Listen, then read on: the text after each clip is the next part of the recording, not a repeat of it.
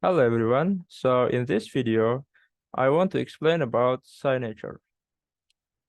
Now, before we discuss this idea, I want to tell you some prerequisites of this, signature. Well, the first one is, I hope you guys understand about the idea of encryption and also symmetric key. Now, let's dive in.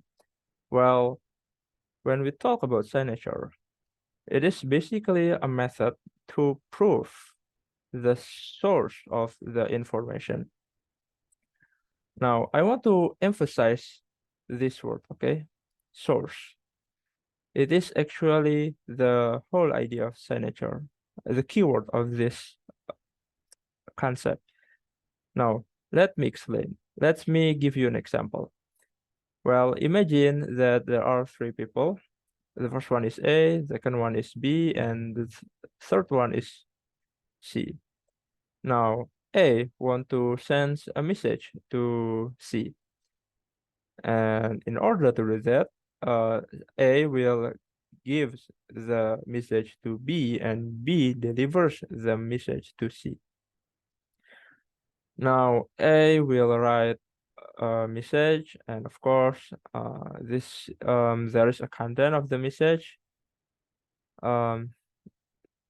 Okay, so this is the content of the message, and then because A wants to prove that this message is from A, is from him, well, he simply just, puts a hand signature in the message. Well, after that, A give it to B and B delivers it to C. Now C believes that, let me write it, C believes that the message is from A by looking at the message signature. Well, as you can see here, I mean, if we assume that C knows what A signature looks like, and then A is the only person in this context that has this signature, well, C, of course, believe that this message is from A. Well, okay, so the source of the message is A in this uh, example. Now, what if there is a person named D and he wants to pull a prank by making a fake message. So D creates a message and he says that this message is from A. So B, in order to do this, just write the message. The different is instead of blah blah blah, this one is blah blah blah. But D doesn't know how A signature looks like. So he just sign it randomly. And after he signs it, he gives the message to C. Now C, when he sees the message, the signature, well, surely C won't believe that this message is from A, and therefore C just ignores it, or maybe she says to D that, hey, do you pull prank to me, and so on and so forth. So with this signature here, the recipients could know whether the content is true from you know from who it's from the source of the content. See, the recipients could prove whether the source of the content is true. Um, I mean, in the old days, you know, where there are kingdom and you know information has to be sent with uh ladder, and so the idea of signature is still used back then, was still used back then. So, imagine that a king wants to send a message to his general or maybe to his governor. And then in order to do that, well, at first the king writes a letter and then he wraps it in an envelope. Now, the idea of signature is this one, okay? This wax seal. Okay, so this thing is called wax seal. Now, this wax seal will be stamps, so the king or I don't know who, he stamps the envelope with a seal, with a wax seal. And maybe back then by using a ring or, special stamps, I don't know. And this seal will be a signature. So if this is broken or it doesn't, if it is broken, we could know that the letter has been seen, or at least has been seen, and moreover might be tampered. So after um the key, the envelope was is stamped, so the letter will be given to a courier, and the courier will send it to a recipient. Now, a case where something might go wrong is here, okay? Oh yeah, I want to emphasize that in this mechanism, I assume that the king doesn't use signature, okay? So the only, I mean, not signature, but hand signature. So the signature is only this wax here. So imagine a situation where something might go wrong. I mean, when the courier delivers the message to the recipients, it turns out there is an assassin in the way, and he assassinates the courier. And not only is the assassin assassinates, but he also, you know, retrieves the message, the king's message. So he retrieve it, and after he read it, he modifies the message. He tampers the message. He tampered the message. Now the message, of course, is altered, right? It is an altered message. But there is one caveat in here. The assassin broke the seal in order to read the message. So the assassin broke the seal, the wax seal,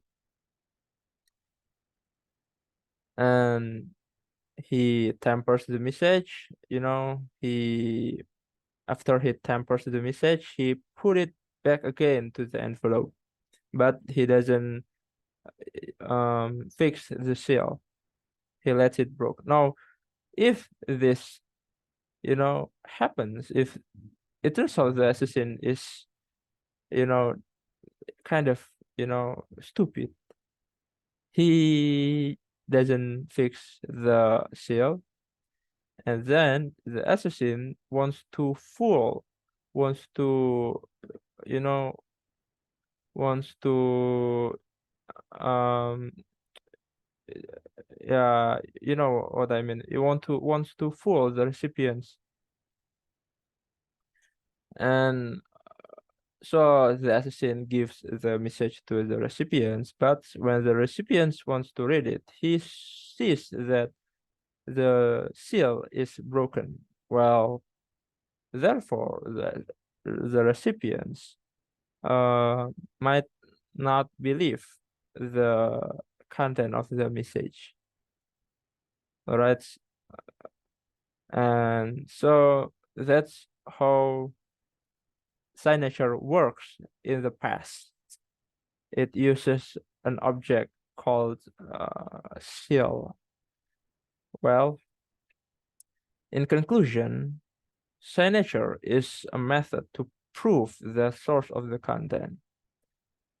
Well, in Kingdom, it is wax seal, or because wax seal might say that it, wax seal is harder to create than hand signature, and so it is harder to forge it,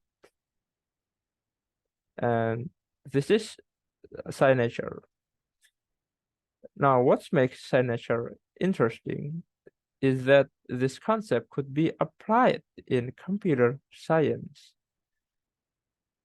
However, the computer uses the idea of encryption to do that. Now, how does it work? Well, suppose that we have two computers. The first one is A and the second is B. A is the sender, while B is the recipients. Now, in order to encrypt the message, of course, there has to be a key, right? Well, in this context, we use a symmetric key to make it easier to understand, make it simpler. Symmetric key, and this also applies for this one. So it is same key, not the same, same key, same key. And then A wants to send a message, and the content is hello B.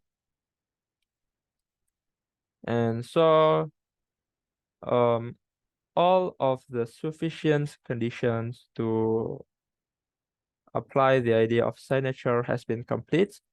Therefore, let me elaborate how this idea works. So first, this message will be encrypted by this key. Encrypt. Okay, so A encrypts the message using the key. And the result, of course, is an encryption, right? Now, this second stage, this second steps is what makes the idea of signature interesting in terms of computer science. So instead of sending the encryption, A will send the original message along with the encryption. So he sends two things at once, the message and the encryption. Now B receives the message and the encryption. So in order to prove the source of the content, B will decrypt the encryption using that key, because it is the same. Since it is the same, then, and also symmetric, then encrypting and decrypting could be done with the same key. Now, B will decrypt the encryption, and because B decrypt the encryption, the result is the message, right? The message that should be sent. Right? Result. Okay, so in order to prove that the message is from A, B matches the message and the decrypted message. Decrypted message. Now, if it is the same, then the source of the information is true. It is from A. However, if it isn't same, well, if it is different, B won't believe that it is from A. Some terminology, I want to, make it clearer.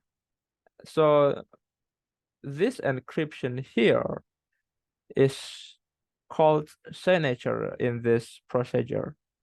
So this is call it as signature. And also this one, instead of encryption, it is signature. Signature is basically an encryption of a message, but because it is context is encryption, I mean signature, so encryption is called as signature. Well, imagine that something might go wrong, right? I mean, imagine there is this malicious actor called C, and C, right here, and C intercepts the message. Now he intercepts the message, and then he tampers the message. Tamper the message. So the message becomes yo B. So before it should be hello B, now it becomes yo B. However, the signature isn't tempered. It is still original of A. Now so after he intercepts it, tampers it, and then he forwards it to B. Now using the same procedure as this one, so we will decrypt that encryption, that's signature, and then he will match the, this message here, with this message. Now, of course, this message result should be hello B, right? Hello B. Now, when these two are, compared, compared, well, of course, it will be different. And therefore, because it is different, we could be sure that the source of the information isn't, isn't from A. And therefore, B might, so because it is just a computer, uh, B is a computer, is just a computer. Now B could just maybe ignore it. Maybe he thinks that there is a noise along the way of the message. Ignore the message. Or maybe B could alert the user. So that's what happened if if the signature and the message isn't isn't isn't isn't same, isn't similar.